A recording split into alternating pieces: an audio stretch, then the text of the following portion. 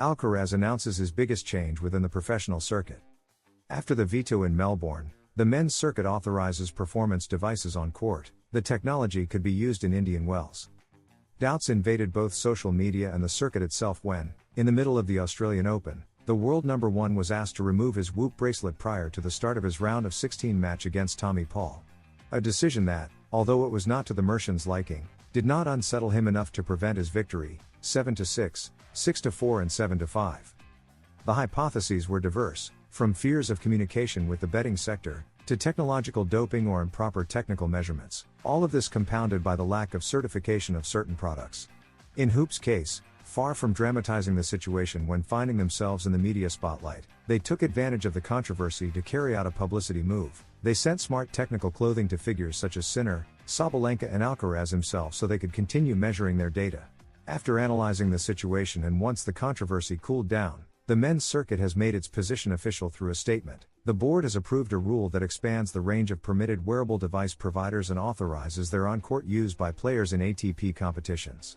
In this way, the reigning Australian Open champion will be able to continue setting trends with devices that, from now on, are no longer part of the list of prohibited accessories. What changes with the rule implemented by the ATP? The devices, usually monitoring bracelets, record heart rate, workload, recovery and sleep quality.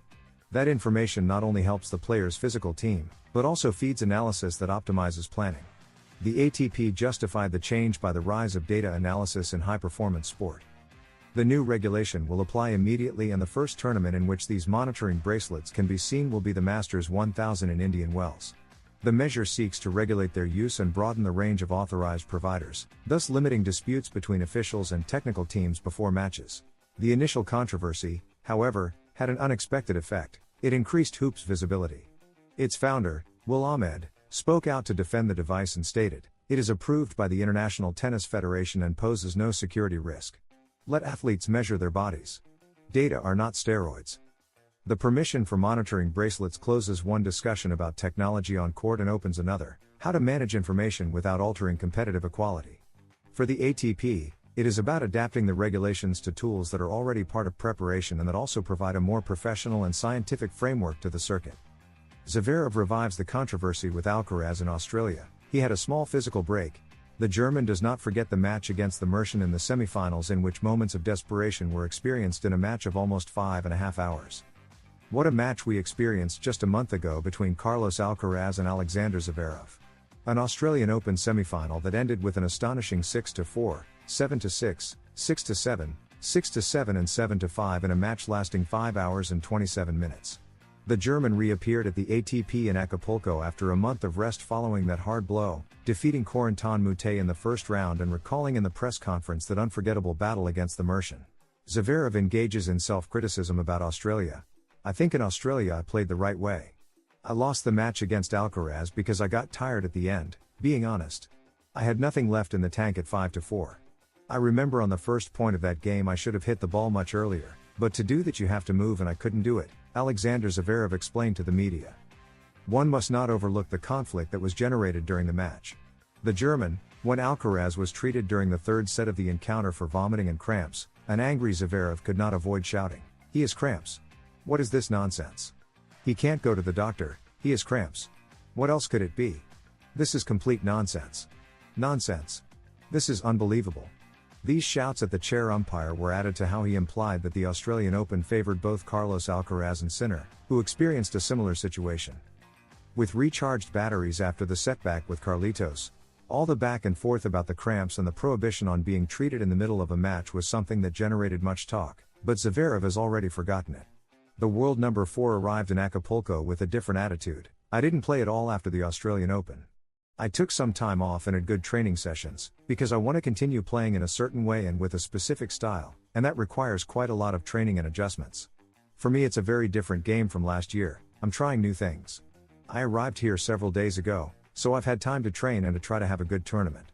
Although luck does not seem to be on his side, since in the round of 16 he fell to Kekmanovic in a tight 3-set match in which the German had the candy in his mouth after finishing 3-6, 7-6, 3, and 6-7, 7. Alcaraz stands firm and responds to Sinner's threat. The rivalry that sustains modern tennis has added a new chapter off the courts. With Roland Garros 2026 looming on the horizon, Jannik Sinner has not hidden his hunger for glory, openly declaring his intention to dethrone Carlos Alcaraz in his own backyard. However, the Spaniard, far from entering into an exchange of fire, has responded with a philosophy of steel. In an appearance that exuded serenity, the Mercian made it clear that his radar does not detect others' movements. For Carlitos, tennis has ceased to be a pursuit of records and has become a celebration of health. I've been injured, and in that time when you're out of competition, you miss it. You realize how beautiful it is. That's why, once I can do it, it's time to stop thinking about the rest and think about how lucky I am, Alcaraz confessed.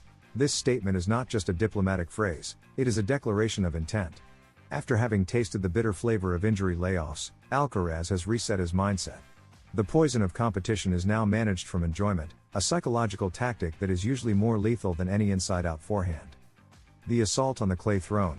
While the tennis world anticipates a collision in Paris, Alcaraz keeps a steady pulse. His goals for 2026 are clear: the Masters 1000 and the Grand Slams. But above trophies, his great objective is absolute dominance through happiness on court. Even if I lose a point or a match, you will see me happy because I love competing, declared the number one. Sinner wants the throne, but Alcaraz has built a mental wall where there is only room for his own tennis. The battle for Roland Garros has already begun, and it is not being played with rackets, but with the mind. How much money would Carlos Alcaraz pocket if he lifts the title in Indian Wells? The ATP has made public the prize money for the Indian Wells tournament, the first Masters 1000 of the season. The best players in the world will meet once again in Indian Wells, from March 4 to 15. The facilities of the Indian Wells Tennis Garden will host, as usual, the first Masters 1000 of the season, a tournament that players love and that all the great legends of this sport have won at some point. Federer, 2004, 2005, 2006, 2012 and 2017, and Djokovic, 2008, 2011, 2014, 2015 and 2016, have each won it 5 times. Rafa Nadal has 3 titles in the Californian desert, 2007, 2009 and 2013, and Jimmy Connors and Michael Chang also conquered it in 3 editions. Carlos Alcaraz has already triumphed twice in Indian Wells, 2023 and 2024, appearing on the list of players with 2 titles, which includes players of the caliber of Jim Courier, Boris Becker, Lleyton Hewitt or Pete Sampras. The current champion and defending title holder is the Briton Jack Draper, who defeated Alcaraz last year in the semi-finals. And as in every ATP tournament, there will also be substantial prize money for all players. Carlos Alcaraz, champion this year of the Australian Open and the ATP 500 in Doha, leads earnings this season with more than $3 million, specifically a total of $3,301,730. The Mercian, in tremendous form, will seek in Indian Wells his 3rd title of the year and to keep adding money to his bank account. The ATP has already made public the prize money for Indian Wells 2026 and the winner will take home $1,151,380. The finalist will pocket $612,340, while the semi-finalists will earn $340,190. Reaching the quarterfinals carries a prize of $193,645. The rest of the prize money will be distributed as follows. 4th round, $105,720. 3rd round, $61,865. 2nd round, $36,110. 1st round, $24,335.